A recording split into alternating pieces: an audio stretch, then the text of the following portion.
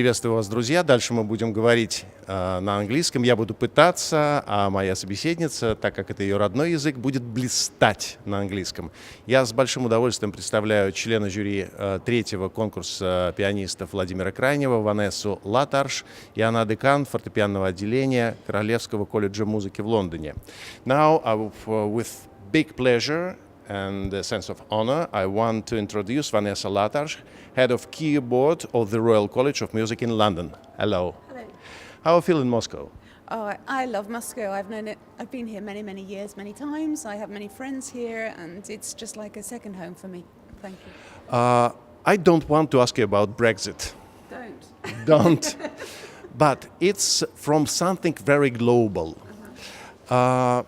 2 centuries ago, we cannot imagine that everybody will know everything that they want to know about music. Now, everything is absolutely free, or you can pay it a little bit. But is it very useful for young pianists? Is it good for musicians? What do you think about this global communication to music? Well, I think for any students to be able to play in such a competition as this one and to take part with people from all over the world is a really important education for them, not just an experience as well. I mean, just imagine if you're a little tiny person from London or from Vienna or something and you're coming here to play. It's just extraordinary. It's something that you've never experienced before. So I think the education side of this is the most important thing for the younger ones, the middle group as well. But then obviously for the older people, it's good. They make contacts with their friends. They have experience of playing with orchestra, the finalists. This Russian orchestra, very wonderful orchestra here.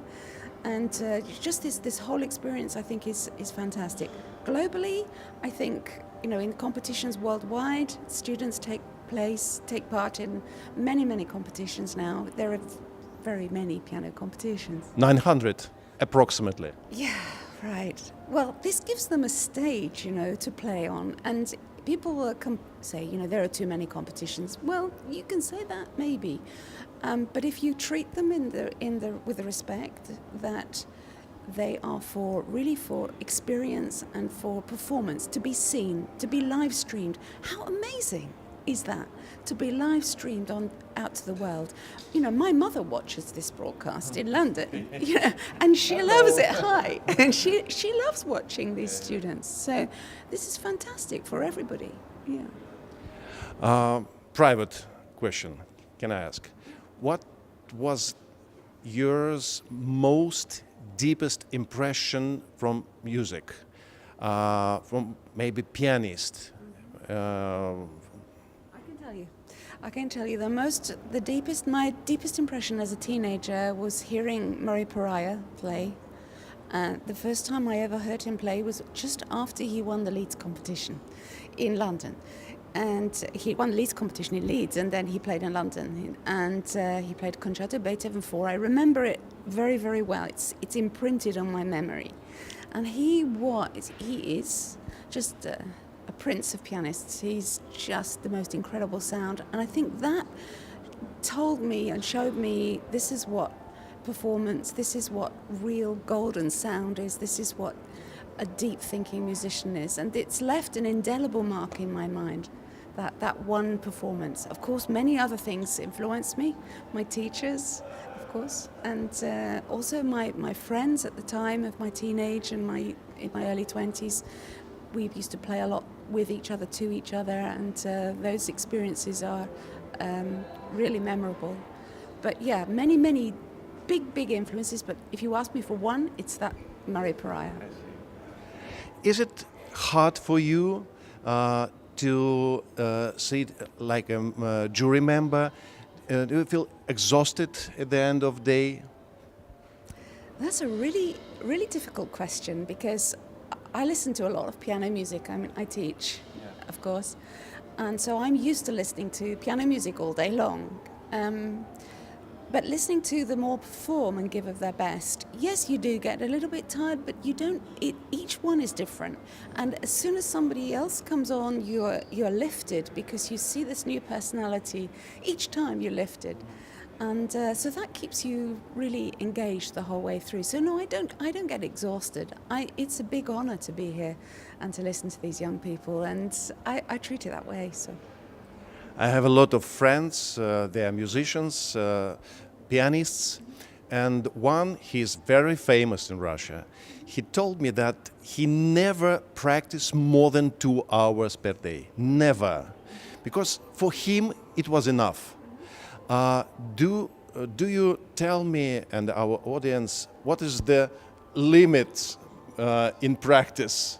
5, 10 hours? it's not really the quantity of the practice that's important, it's the quality. And if you do 8 hours of practice where you just play fast and you know, without thinking, it's wasted time. If you're more economical with your time, and some people have to be because they do other things as well as practice, then as long as you're focused and you know exactly what you're doing, the quality of it is the most important issue. I suppose for a young person, for the little ones here, there's probably, I don't know, 3-4 hours a day is as much as they can do with their school work. Depends where they are, also where they're studying. If they're at music school, they have more opportunity to practice. If they're at regular school, it's more difficult. But then after that, I suppose as they go through, you know, student level, we expect 5 hours, 6 hours, something like that. But I would say there's no limit. It's just limit on the quality, and also to pace yourself with your practice. No good sitting for 6 hours not moving. You get stiff and tight. You can't move, and your brain is tired. You get up every hour, 90 minutes, get up, shake around, go and have coffee, or come back fresh. How many times you need to see or to hear the person who plays piano? I mean the young players from 8 till 12. Do you mean how many times do you have to see them to? No. Sorry. How many seconds, minute you need to? Yeah.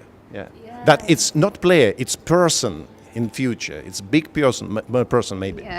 Yeah. Well, sometimes you can tell even before they play, because they have this kind of presence on the stage and personality. Sometimes, but that's rare. Other times, you know, really from the first 5 minutes that there is somebody there inside. But some other times you have to wait a little bit because they might be much better in different repertoire. So maybe they play Bach first, not so convincing, and then they play Liszt maybe, and then suddenly you think, this person is alive inside. So you have to reserve your judgment always. You can never say yes or no at the beginning, although you have a feeling. And if this person at the beginning lights you and you think, yes, I'm interested, usually they take you on this journey, and then you know this person is complete. Thank you very much. It was answer of a smart teacher with extremely huge experience. Vanessa Latarsh, head of keyboard of the Royal College of Music in London. Oh, I'm good boy. Thank you very much. Thank you.